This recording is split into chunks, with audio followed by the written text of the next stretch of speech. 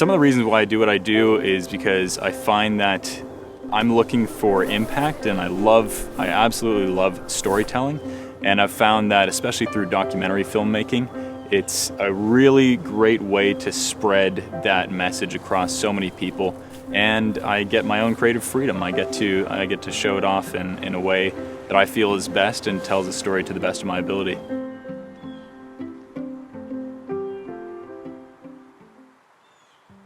My name is Samuel Foss. I'm a 21-year-old filmmaker, photographer, and drone op from Toronto, Canada. I started filming when I was very young. It started actually with photography because of my father. My father worked at CBC as a photojournalist and also a war photographer.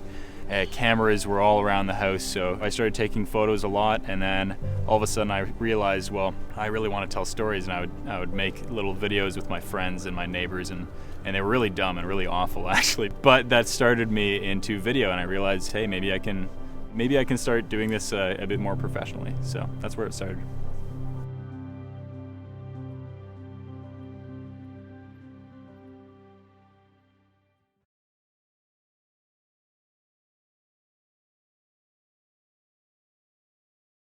During my time in Hong Kong, it started out as something that I thought, well, okay, maybe I can cover this, but if so, how would I do it from the right lens?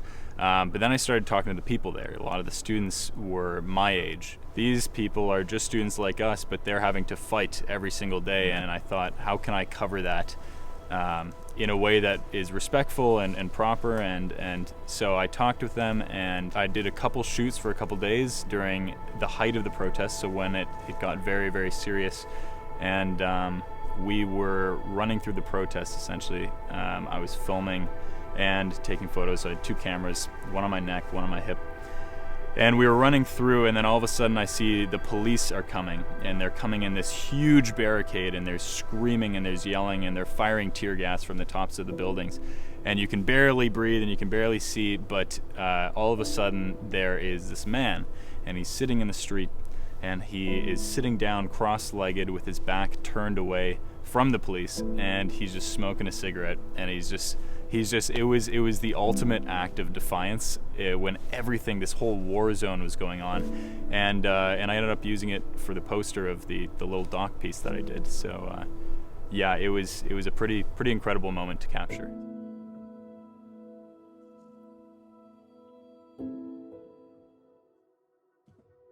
So far, my journey as a photographer, as a filmmaker, has been a lot of learning, a lot of mistakes, many failures, but at the same time, that is, I find, the best way that I learn. It hurts, obviously, when you make a mistake on a shoot, on a set, but then you don't make it again.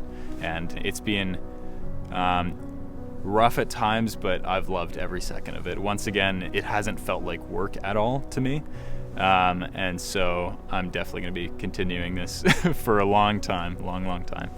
Where I kind of see myself going in the future is more into the documentary filmmaking side. Essentially what I've been doing up until this point, it's all just to get as many skills as possible so that one day I can run my own shoots, I can do my own solo documentaries hopefully in the future, and have an actual impact hopefully.